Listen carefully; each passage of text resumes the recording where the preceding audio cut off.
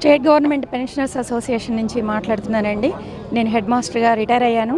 Retire అయ్యి దాదాపు సంవత్సరంన్నర అయింది. నాలాగా ఎందరో కొన్ని వేల మంది రిటైర్ అయిన వాళ్లకు పెన్షన్ బెనిఫిట్స్ ఇవ్వకుండా ప్రభుత్వం చాలా సంవత్సరాలుగా, నెలలు కూడా కాదు, సంవత్సరాలుగా లేట్ చేస్తున్నది. దానివల్ల పెన్షనర్స్ అందరూ ఎంతో మనోవేదనకు గురవుతున్నారు. రిటైర్ అయిన తర్వాత నిర్వహించవలసినటువంటి బాధ్యతలు ఎన్నో ఉంటాయండి. ఆ బాధ్యతలు నిర్వహించడానికి ఎన్నో ప్రణాళికలు వేసుకుంటారు అందరూ కూడా. అన్నీ కూడా తలక్రిందులైపోయి ఏది చేయలేక అందరూ కూడా నిరాశతో, నిస్పృహతో, ఎంతో వేదనతో, ఆవేదనతో ఉన్నారండి. అన్ని అనారోగ్య సమస్యలు చుట్టుముడుతున్నటువంటి వయసు ఇది.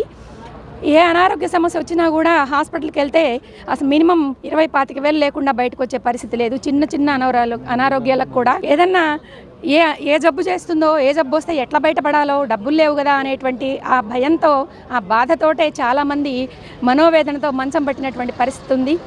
మా పెన్షనర్ మిత్రులు దాదాపుగా 30 మంది పైగానే చనిపోయారు. వాళ్ళందరి యొక్క ఆత్మఘోష ఈ ప్రభుత్వానికి తప్పకుండా తగులుతుంది.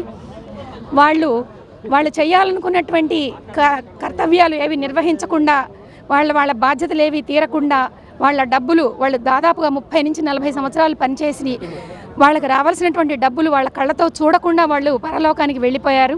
ఆ విధంగా ప్రభుత్వం చాలా నిరంకుశ వైఖరితో, నిర్లక్ష్య వైఖరితో ప్రవర్తించి పెన్షనర్ల పట్ల ఈ విధంగా అలసత్వాన్ని చూపించి డబ్బులు ఇవ్వకుండా, సంవత్సరాల కొద్దీ ఇవ్వకుండా ఉండడం అనేది చాలా అమానవీయమైనటువంటి సంఘటన.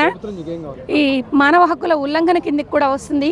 కాబట్టి వెంటనే ప్రభుత్వం స్పందించి ఈ విషయాలన్నీ కూడా, పెన్షనర్స్ అనుభవించేటువంటి వేదనంతా కూడా ప్రభుత్వానికి తెలుసు. కాబట్టి ప్రభుత్వం వెంటనే స్పందించి మా పెన్షనర్ల బకాయిలు చెల్లించాలని పెన్షనర్ల తరఫున నేను ప్రభుత్వానికి విజ్ఞప్తి చేస్తున్నానండి.